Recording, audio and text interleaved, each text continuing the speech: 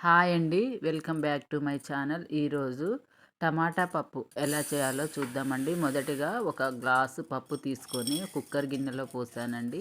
ఈ విధంగా పోసాక మంచిగా కడగాలండి. ఒక 2 టైమ్స్ అన్నా మంచిగా వాటర్ పోసి మంచిగా కడగాలి. ఇప్పుడు ఈ వాటర్ అంతా వంచేయాలి. వంచేసాక ఇందులో 3 గ్లాసుల నీళ్లు పొయ్యాలండి. ఒక గ్లాసు పప్పుకి 3 గ్లాసుల నీళ్లు పొయ్యాలి. ఇది కరెక్ట్‌గా మంచిగా ఉడుకుతుందండి. ఈ విధంగా పోస్తే ఎక్కువ వాటర్ పోసినా గూడా త్వరగా ఉడకదు. ఈ విధంగా వాటర్ పోసాక అందులో ఇప్పుడు మనము ఒక స్పూను ఆయిల్ వేయాలండి.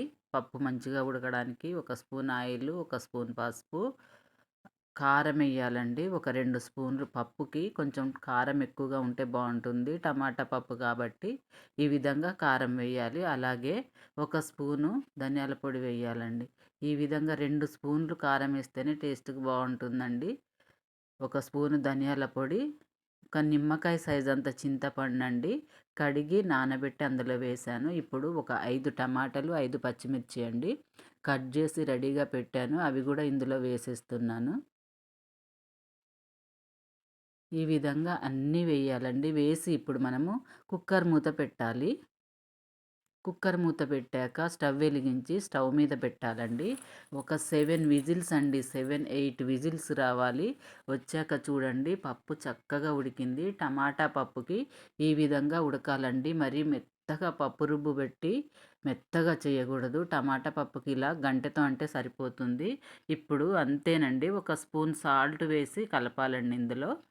పప్పు ఉడికాకనే ఒక స్పూన్ సాల్ట్ వేయాలి. చూడండి ఈ విధంగా మంచిగా గంటెతోటి మెత్తగా చెయ్యాలి. మెత్తగా చేశాకనే సాల్ట్ వేయాలి. ముందుగా వేస్తే పప్పు ఉడకదండి. అందుకే ఇప్పుడు వేయాలి. అంతే అండి. ఇప్పుడు కలిపేసి తాలింపు వేయటమేనండి. స్టవ్ వెలిగించి ఒక డేక్షా పెట్టి అందులో ఒక 2 స్పూన్ల ఆయిల్ వేయాలి. ఆయిల్ వేడెక్కాలండి మంచిగా. ఆయిల్ వేడెక్కాక ఒక 2 ఎండుమిర్చి తుంపి వేయాలి. అలాగే తాలింపు గింజలన్నీ అండి వేయాలి. ఆవాలు, జీలకర్ర, వెల్లుల్లిపాయలు వేయాలి. ఇంగువ అండి. కొంచెం ఇంగువ కూడా వేయాలి.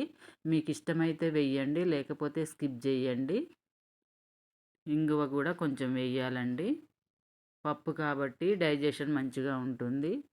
ఇప్పుడు కరివేపాకు వేసేయాలండి. అంతే అండి. తాలింపు రెడీ అయిపోయింది. ఇప్పుడు ఇందులో పప్పు వేసేయాలి. అయిపోయిందండి. పప్పంతా అందులో పోసేస్తే టమాటా పప్పు రెడీ అయిపోయింది. ఈ వీడియో నచ్చితే లైక్ చేయండి, షేర్ చేయండి, సబ్స్క్రైబ్ చేయటం మాత్రం మర్చిపోకండి.